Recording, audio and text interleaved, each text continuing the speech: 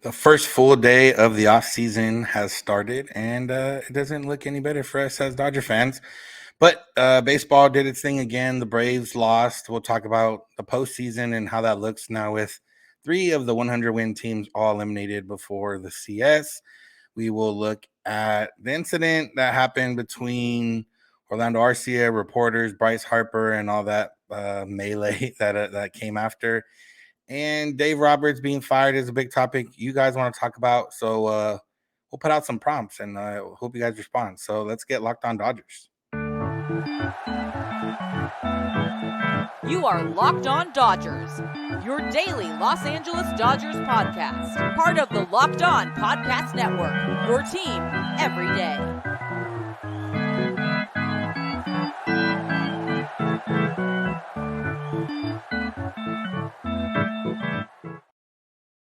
Yo, Dodger fans. Welcome to Locked On Dodgers. We are part of the Locked On Podcast Network, the #1 local sports daily podcast network. Locked On, your team every day. This is a daily podcast covering the Los Angeles Dodgers, bringing you the smart fans' perspective on our boys in blue. You can find us wherever you find podcasts and on YouTube simply by searching for Locked On Dodgers. And if you never want to miss a day, because we're not going to, you can subscribe in each of those places and be notified when our episodes are up. Shout out to everybody for watching and listening yesterday. It was a big episode. Wish it was a big episode for different reasons, but a big episode nonetheless. So if you're back with us and you continue to join us and this is your first, or if this is your first time, I am Samperio, joined by my co-host, Jeff Snider, and we're both lifelong Dodger fans that have suffered along with you guys. We've watched a lot of Dodger games. We've covered the Dodgers before. We've been in the press box and the locker room. We've been in a variety of different capacities when it comes to the Dodgers, and we're just here to bring you what we believe is knowledgeable and rational takes about the Dodgers. And knowledgeable and rational takes is not what was on a lot of my Twitter timeline the last 24 hours or so. I don't know if yours is any different, Jeff. No, about the same. And same with the YouTube comments. It's definitely been an emotional time for Dodger fans, which I totally get, and I'm a pretty big believer in letting people process things how they do. There have been times in my life when I would have processed this differently than I am now, and it doesn't make me better or worse than anybody else. It just means we process things differently. And I didn't engage with anything because I have no interest in arguing with Dodger fans, because I know that we're all coming from the same place of, we love the Dodgers. We're hurt. We're sad. We're angry. Whatever emotions we're feeling are caused by the fact that we love the Dodgers. And so I'm not interested in arguing with people who love the Dodgers just as much as I do, or at least almost as much as I do. I have a hard time believing anybody loves them quite as much as I do. But, I'm not going to argue with those people, especially not right now. Like if they're still spouting nonsense 3 weeks from now, maybe I'll have to argue. But even then, maybe not. There was definitely a lot of venting and emotions going on all over the place, and that's understandable. Yeah, as someone who is an irrational fan in another sport, another team I like, I can understand, the knee-jerk reactions and everything else. The thing that made me laugh a little bit was just, Bryce Harper getting put on this pedestal for loving Philadelphia and everything else, and being the guy that the Dodgers don't have and things of that nature. He's never won a World Series. Mookie Betts and Freddie Freeman, who have been getting the brunt, along with Dave Roberts, obviously, and getting the brunt of the ire from a lot of Dodger fans. They've both won. So, grit and gut and determination. And Bryce Harper's team won the year after he left. Like the Nationals won the year after he left. So, it's prisoner of the moment a little bit.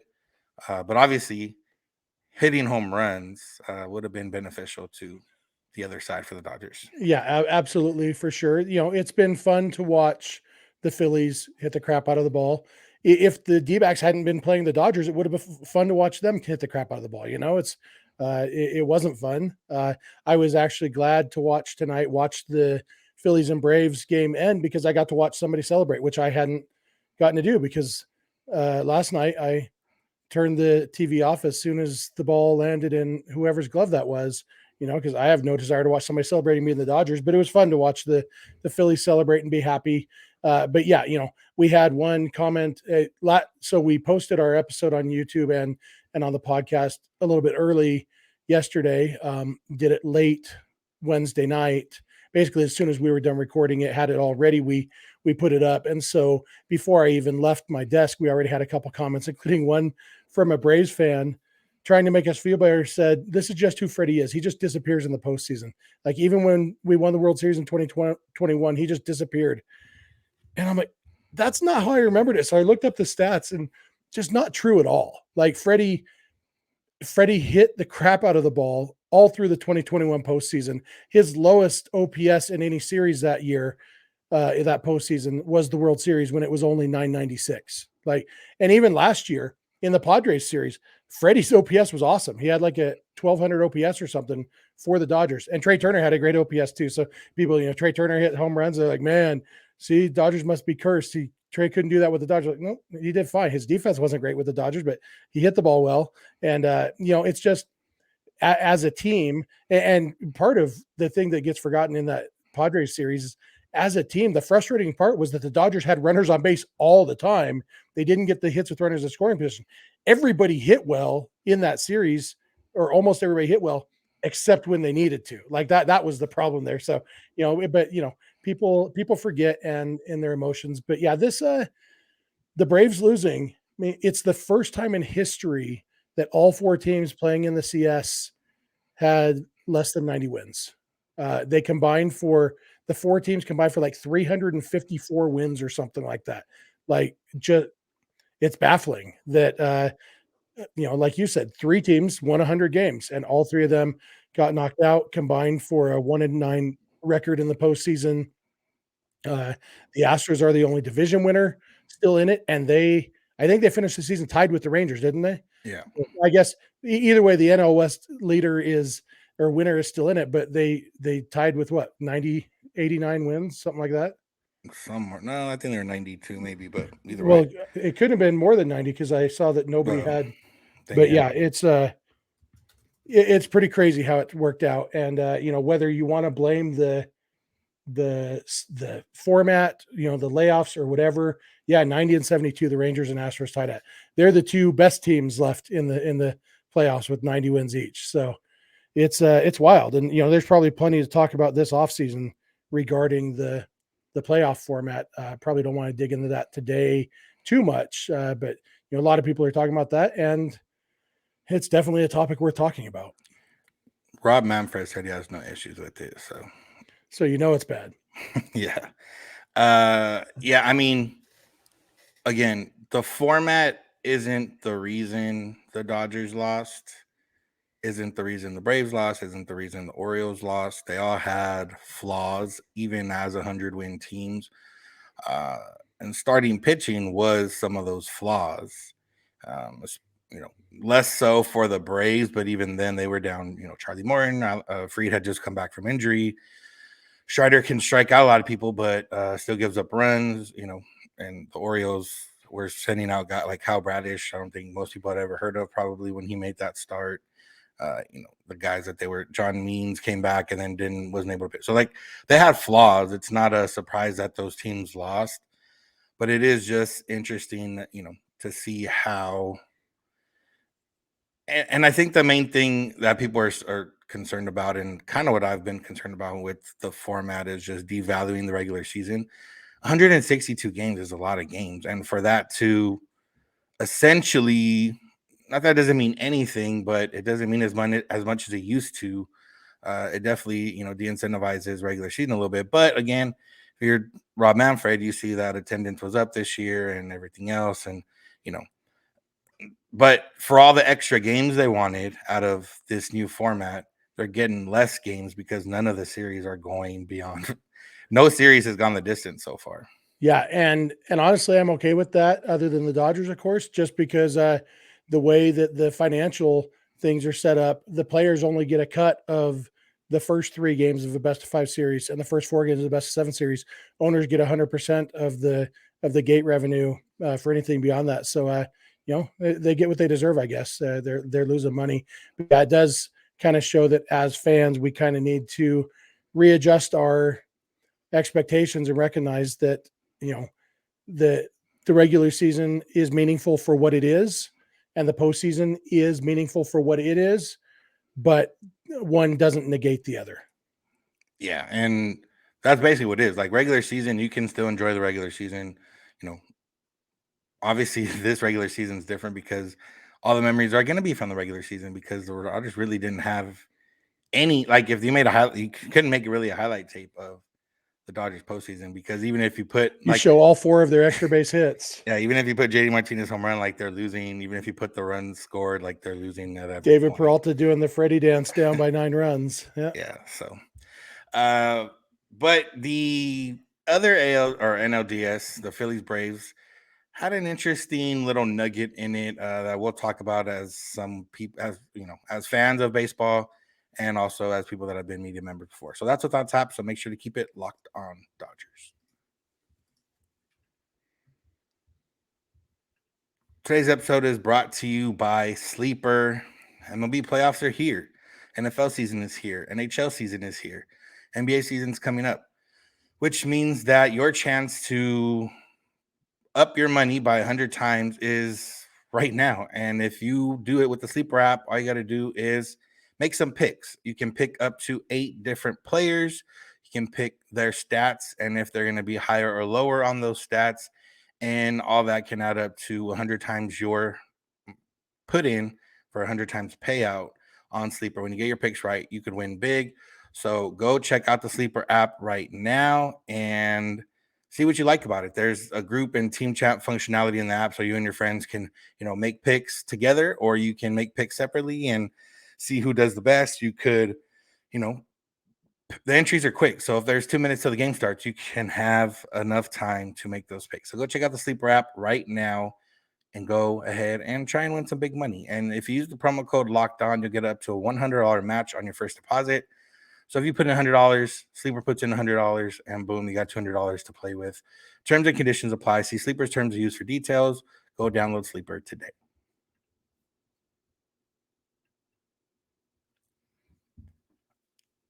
We want to thank you for making Locked On Dodgers your first listen of the day every day. If you're a new listener, if you're an old listener, we appreciate you listening, and we hope that you become an everydayer if you're not already one by listening or watching to this show every day.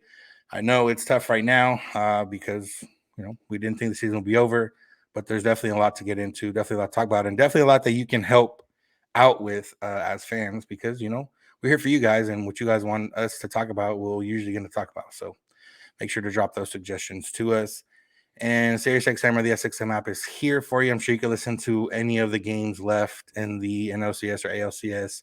And next year, you could probably listen to the Dodgers if you search Dodgers. So, all right, Jeff. So, in the series between the Braves and the Phillies, there was, after the Braves won game 2, Bryce Harper was the last out technically of the game, getting doubled up on a ball hit to the outfield that Mike Harris made a nice play on. After the game, reporters were already allowed in the Braves clubhouse. Orlando Arcia was heard saying "Attaboy Harper," and I would assume a mocking tone, like because he made the last out, because he didn't, he got doubled up, whatever. It was reported on by Jake Mintz, who you guys saw on our show a few weeks ago. It was a lot of people have pointed this out. It was buried in his story. And then I think they did MLB on Fox or Fox Sports did put out a quote graphic for it. So that's kind of what upped it up. And then someone else from the Washington, I think Chelsea Jane, I think is her name. She also reported it in her. She didn't attribute it to Arcia directly, but she attributed, or she did say that someone was saying "Attaboy Harper." All that sparked a lot of things after that. Bryce Harper and Nick Castellanos wore Coach Prime, Deion Sanders gear the next day because they made it personal, as what he said after the Colorado State coach talked about him. There was a lot of debates on social media and on TV about, the sanctity of the clubhouse and what is off the record and on the record. And it really came down to people on the Brave side and in Atlanta defending Arcia, and basically everyone else being on the other side, where if you say something around reporters, it's on the record unless it's said not on the record, unless it's you have a direct agreement that it's not on the record. And yeah, Jeff, I mean, that's obviously you know how I feel now because I just kind of explained it in that sense. But and then the last part, Alana Rizzo went off on her show with Mad Dog, and probably it's warranted much less anger than she had for what happened, I would say. Yeah, it's her attitude, this sanctity of the clubhouse garbage. Like, the media is in there. You know that the media is in there. You know what the job of the media is. And they didn't sneak in there. They're allowed in there. Yeah, they're there doing their job, which is to report things. And if you do something newsworthy, like, you know, like I loved that Arcia said, of course he wasn't supposed to hear it. That's why I didn't say it in front of him or whatever. It's like I wasn't talking to him. I was talking about him behind his back. Gosh, respect that. Like, grow up then, you know, like, and honestly, like, if I was Arcia, I would be like, okay, yeah, I don't care that Harper heard it. I wouldn't have said it if I didn't want him to hear it, you know, like, at least own it. Because like this thing, like, I remember when all the Astros cheating stuff came out, there were former players who were mad at Mike Fiers for tattling, basically. Like, there's the clubhouse code. It's like, well, you shouldn't do things that you're ashamed of. Like, that's the best way to not have people find out that you do things you're ashamed of. It's just don't do those things. You know, like, I just don't get the sanctity of the clubhouse thing, especially, you know, you're muted. I can see you're trying to chime in here. Yeah, the sanctity of the clubhouse, whatever. And then it's not like he called Harper a name. Like, he didn't say anything bad about him. He just was, you know, whatever, mocking him or whatever the right word is. And he should have just said, yeah, well, he made a bad play and I called and I was happy with my teammates about it. Yeah. They made it into this thing. And then obviously Harper homering the next day and all that, whatever. But that's not the reason. Like, Bryce Harper would have hit a home run regardless. And what Arcia should have been celebrating in the clubhouse was great play by Harris, great play by Austin Riley backing up that throw. Like, it wasn't even really a bad base running play by Harper. They're down by 1 run. He's got to be able to score on that if that thing drops, you know, and you take that risk. And it took a great play by Harris and a great play by Riley to get him out. So, you know what, you take that risk. And that's what Harper said after the game. He said, I made a decision and I'll live with it. And, you know, so I actually liked the base running play by Harper, because if that does get down, he scores a tying run. And, you know, it's a calculated risk, but like, it's kind of like the beat LA chance. Like, why are you talking about my team instead of the team that you're rooting for? Orlando Arcia, is that his name? Mm-hmm. His brother played too. Whatever. Arcia, why are you talking about Bryce Harper when 2 of your teammates just made great plays to win a game for you? Why is Bryce Harper's name coming out of your mouth anyway? Like, I don't understand that mindset of being more happy about your opponent messing up than about your own teammates doing something awesome. I mean, I've been in the moment of playing, and even if you can celebrate your own team, if there's someone that you're maybe not fond of, or even just being the other team, you know, I can see like, they're, you know, that was stupid or that was a dumb play, you know, whatever the case. So I don't have much in that sense. It just like, diminishes your own accomplishments. It's like, you know, forget our good plays. You can also make a good play and also Bryce have Harper messed up. That's what he's saying. Yeah. So and like, if you're going to whine about the sanctity of the clubhouse, don't be somebody who got access to a clubhouse based on looks and then broke up a marriage using that access to the clubhouse. Not naming any names. Attaboy, Alana. Yeah, but it's just like, it became such a big thing, and ultimately it feels like Braves side of things are kind of using that as we lost, you know, we had the best record in baseball and we lost, but this is kind of why it happened, and not, you know, they were quick to, you know, jump on the Dodgers. Fired up the other team. Yeah, quick to jump on, you know, Dodgers losing. And then now, you know, you see the Braves lose and you don't see much of, you know, obviously I don't have a lot of Braves fans. So I see a lot different timeline, but it's one of those where it's just like, oh yeah, well, stupid Jake Mintz or stupid whatever for letting that get out, the sanctity of whatever. And it's just like, you guys were outplayed in every game. You just happened to win game 2 because you hit a home run late and Mike Harris made a nice play. But like, you were outplayed in every game, and it just comes down to that. So, but yeah, I mean, as someone who is media, that's the nature of the game. Like, the players know the media is in there. The players know that, that's why the PR are always around when players speak, because of reasons like that, where, you kind of want to prevent stuff from being said or being reported. And it's not, like I said, if someone was outside the locker room, let's say that media hadn't been let in yet, doors are closed, and you hear something like that and report it, I can understand having an issue with that. Media's in there. The players know the media's in. Arcia admitted to knowing, media was in there. Cameras are kind of always rolling in the clubhouse in the postseason, just, because of different things and TV and all that kind of stuff. So it became a way bigger thing, but I'm kind of, in the sense, I'm glad now, because like it ended up being, Braves fans are like working in MLB, not just the Dodgers, like working like, MLB. Braves fans are probably some of the worst fans in terms of being on social media, just in general. Well, I've told you guys before, when I was a teenager, my least favorite team, I know it was supposed to be the Giants because of the rivalry, but my least favorite team was the Braves.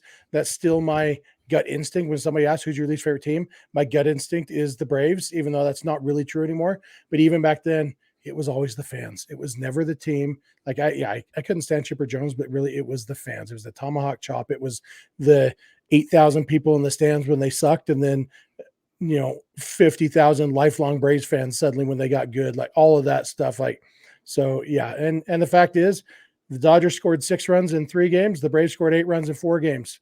Hashtag math tells me both teams vastly underperformed on offense in this postseason, and only one of the teams tied the record for most home runs in history in the regular season. So, boo-hoo. Yeah. All right. So Fire Dave Roberts is a big topic right now. We're not going to directly get too deep into it, but we are going to talk about it and give some prompts for you fans to kind of tell us why Dave Roberts should be in or out, and then kind of decide in the next week if anything of that changes our mind. So that's what's on tap. So let's stay locked on Dodgers. Today's episode is brought to you by FanDuel. October baseball is back, and it's here. And even though there's 2 days off before the next game, you can make your postseason debut with FanDuel, America's #1 sportsbook. Join FanDuel today, and you'll get started with $200 in bonus bets guaranteed when you place your first $5 bet. So just visit FanDuel.com/lockedon to create your new account. And you can get in on the action from the first pitch until the final out. You can bet on everything from strikeouts to home runs to who will win the game, who will win the series. Make that $5 worth it. Go put it on, a big underdog or a big thing to happen, and you're gonna get $200 in bonus bets guaranteed anyway. So you might as well, make it worth it with that first $5. If you don't want to wait the whole game to get a W, you can do some stuff in game with quick bets and get that instant gratification or instant sadness if you don't win. So head over to FanDuel.com/lockedon right now and step up to the plate this postseason with $200 in bonus bets guaranteed. Make every moment more with FanDuel, official sports betting partner of MLB.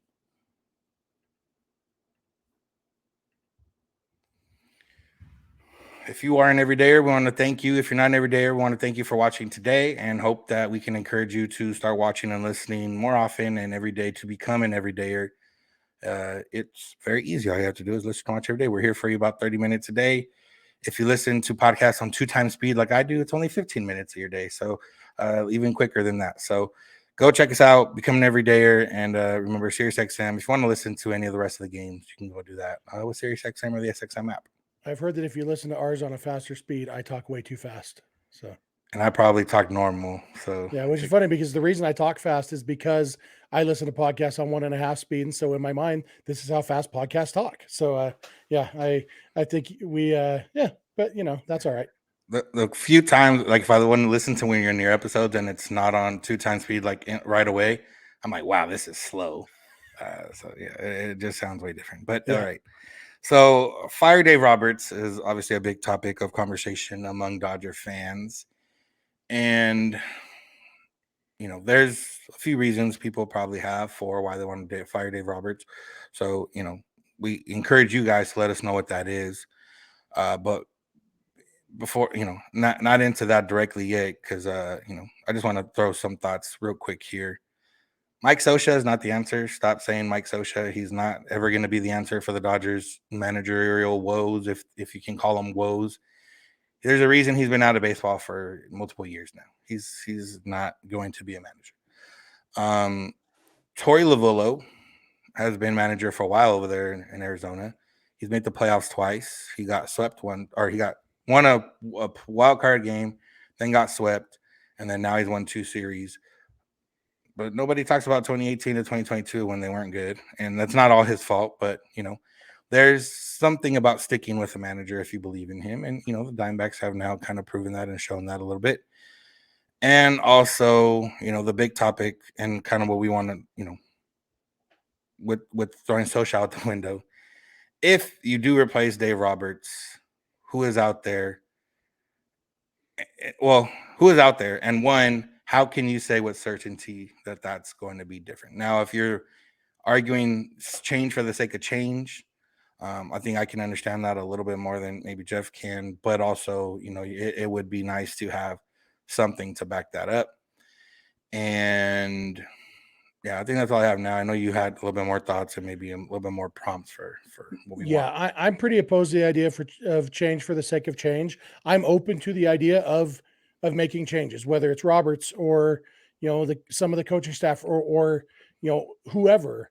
But I'm a pretty big believer that in order to make a change, you need to be making an improvement, and that means identifying, okay, here is an area where we need to be better, and here's why we think a change in personnel is the route to take to get better in that area.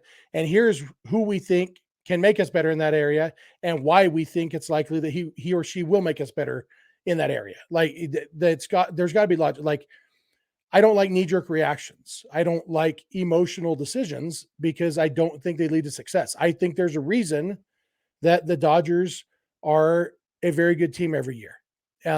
I also think the narrative of the Dodgers choking the postseason every year is way overblown. Like I've talked about before, 2 years ago, they beat the team with the best record in baseball in the NLDS. The year before that, they won the World Series. 2 years before that, they went to the World Series. The year before that, they went to the World Series and only lost because the other team cheated. Like, yeah, there's been some high-profile frustrating losses, but it's not every year. It's not all the time. And so, so if you are a proponent of fire Dave Roberts, what I would like to hear, and I'm going into this with an open mind. I get accused of being a Roberts defender, and admittedly, I do think Roberts is a good manager. And the reason I think that is because most of the time I feel like he makes either the right decision or at least not the wrong decision. And so, those go hand in hand. I'm not paid by the Dodgers. I don't know Dave Roberts personally. I don't have a vested interest other than I want the Dodgers to be the best team possible. And I think that the track record shows that Dave Roberts is pretty good at doing that. And so that's my bias coming in. Yeah, I lean towards keeping him, but I have an open mind. And so I'd like to hear from you guys specifics of that Dave Roberts needs to be fired because they need to be better at this specific thing or these 5 specific things. And here's why I think a change would make them better. And here's who I think would be the person to make that change. Because otherwise we're just talking about change for the sake of change. And so I'd love to hear from you guys, and we can dig into those, next week as those come in. We can talk, as much as you guys want to talk about, we can talk about it. But that's kind of where I come from, is that fire Dave Roberts is only half of a solution. And because then you got to hire somebody to replace Dave Roberts. And if you don't have the other half of the solution in mind, and you haven't even really identified the problem, if the only problem you've identified is I keep getting mad when they lose, that's not going to be enough for me. But if you got specifics, specific problem, specific solution, I'd love to hear it. And if you can convince me, I'm not even going to say I'll eat my shoe, because I'm open to be convinced. If you present a compelling argument, I'm on board. But it's got to be compelling for me. Yeah, I'm probably don't need as compelling argument. I'm down for change of sake of change, just for the simple fact of the Dodgers are always going to have the talent to probably win, at least for the next few years, and hopefully continued on. It doesn't necessarily mean they're always going to win. And, change for the sake of change, like I'm fine with, but just knowing that you might not make the playoffs one year, or, you might have a blow up in the clubhouse because one player didn't get communicated that he is a role player and wants to be a start. The Dodgers haven't had any of that. They've never really had anything leak out in terms of issues in the clubhouse. The one thing they, when they did have it, was back when Molly Knight was writing a book and back when Ken Rosenthal was reporting about Puig storming out of a clubhouse. I think, we've kind of talked about how that was identified, and that player was promptly traded when they kind of figured out what was going on. So I think all that plays into it for Roberts, but again, that isn't the whole thing for it. So we'll see if anyone can, bring some good ideas or fresh ideas. And we saw this year multi-time manager of the year winners with ridiculously high payrolls in both New York and San Diego didn't make the playoffs. Like, it's not, I hear it all the time. A little league coach could take this Dodgers team to the playoffs. It's just not true. Like, Dave Roberts is going to win the manager of the year this year, and he's going to deserve it because he did the best job managing this regular season. There's a lot of value in what he does. So anyway, Vince will tell you how to send us that stuff. Obviously, in order to give us enough detail to be worth talking about, it's not going to be an @ on Twitter. It's either going to be a DM or an email, or probably one of those two things. So yeah, but we'd love to hear your thoughts. Yeah, just asking for five paragraph essays, MLA format. So I've got an English degree, man. Get the citations in there. But that's gonna do it for today's episode. That's gonna do it for this week. We'll be back next week to talk about any of these ideas you guys bring to us, any other thoughts that happen over the weekend, any other hot takes maybe we see out there that we want to discuss, like trading Mookie Betts or Freddie Freeman, like I saw a few times today. So we'll get into all that next week, talk a little bit about the series that are going on, if anything happens relevant. I don't know, Jeff, real quick, do you have any horse in the race? I know you don't usually pay attention as much or watch, but anyone you're particularly rooting for? Obviously, we know who I'm rooting against. I don't think any of the teams would upset me too much other than the cheaters winning it all. I'd probably rank it in order of preference: Rangers, Phillies, D-backs, and Astros. Rangers and Phillies are very close to each other in my preference, and then D-backs are a good step and a half back, and then Astros don't deserve to be on the list. Yeah, I think I'm biased towards Philly because that environment last year just captivated me. My wife went to high school in Dallas. She didn't care much about baseball, but the games she did go to as a teenager was Rangers games. And my in-laws were from Texas, so they were Ranger fans to the extent that they cared about baseball. So I've got a little fondness towards them a little bit. And, I still feel bad for them about 2011 when they were one strike away. And then Nelson Cruz forgot that he was an outfielder and should catch the ball. Yeah. All right. Well, that's going to do it. And, remember, you can listen to us every Monday through Friday, wherever you get podcasts, and on YouTube. You can become an everydayer by listening every day. You can find us on social media, Twitter and Instagram at Locked On Dodgers. Jeff is on Twitter at Snider. I'm at Vincent91. You can DM either of us or both of us if you have those compelling arguments, or if you have any other comments or questions or thought starters or topics that you want to send us. You can also send those via email, lockedondodgers@gmail.com, or via voicemail text at 323-863-5625. We're here every weekday morning, and we hope you'll be here with us. When you get in your car, if you're at home, tell your smart device play podcast, Locked On Dodgers. And remember, you don't have to agree. You just have to listen. Have a good one. We'll talk to you on Monday.